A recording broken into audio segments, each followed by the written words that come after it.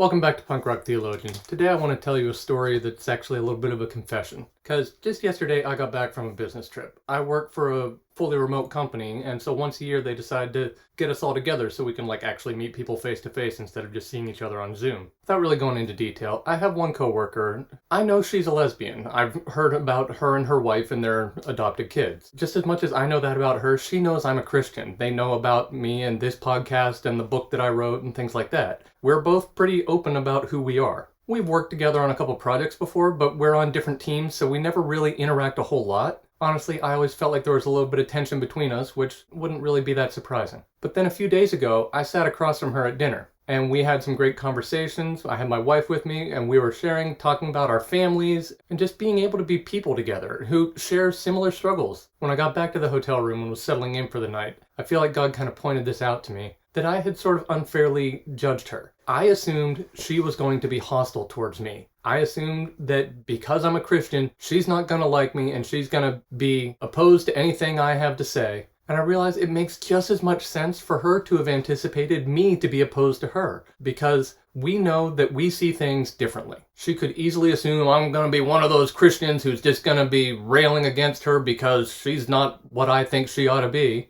And the truth is, she has just as much right to expect that from me as I had to expect any kind of hostility from her. But by the grace of God, what we actually got was great conversation and fellowship, and the beginning of what seems to be a friendship here. It's real easy to write someone off when it's one of those people. Those kind of labels are not just pointless, but they're so stupid. And especially as a Christian, there is no room for any of that nonsense. That's not how Jesus operated, and that's not how he ever told us to operate. One of the most frequent accusations against Jesus was how the Pharisees and the religious people just couldn't stand how he always hung out with the rough crowd, with the wrong people. It was the tax collectors and sinners. And you need to understand a little bit about that culture to know why that mattered so much. It's always listed as tax collectors and sinners because even the people who were the sinners and knew that that was their group didn't want to be lumped in with tax collectors. Tax collectors were absolute worst of the worst, which is what makes it so cool that Jesus actually calls a tax collector named Levi, aka Matthew, to be one of his followers, to be a disciple who ends up writing a book of the Bible. Matthew, Mark, and Luke all tell the story of Jesus finding Levi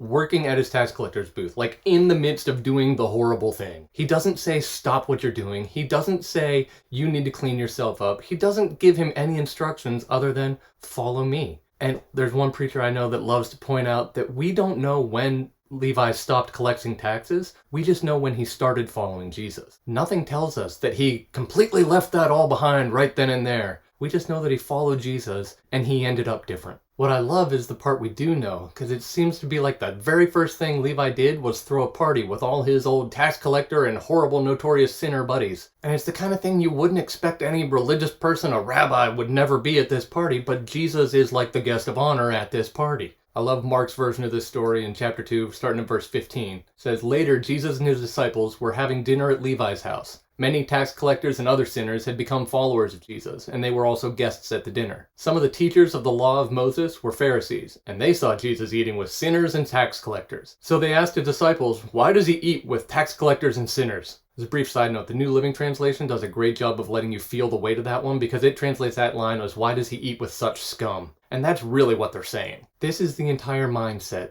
of good people and bad people, and that we're the good people and you shouldn't be with those people, and those are the bad people, and maybe if they would clean themselves up and start acting right, they could come hang out with us. But by golly, they are wrong. And that just wasn't what Jesus did. That's not how he operated. There's this time, this story, but there were plenty of times. These guys criticized Jesus for going to parties and for hanging out with this rough crowd, and they called him a friend of sinners thinking that was an insult, but I'm pretty sure Jesus took that one as a badge of honor. Jesus calls us to follow him, and that's what he was doing, so that's what we need to be doing. Far too often, the Christians are the Pharisees pointing their fingers and saying that person's the bad person, when it's absolutely every bit as fair for the person on the other side of it to be looking at us and saying, that's the person that's so mean and judgmental and condemning me for everything that I do. And what it all comes down to is simply the fact that Jesus didn't do that. And so if we're supposed to be following him, there's no reason for us to be doing that. We need to enter into the conversations that are uncomfortable. We need to have the friendships with the people that we don't see eye to eye. And it's not even just always about, oh, so that we can win them over and get them to see things our way.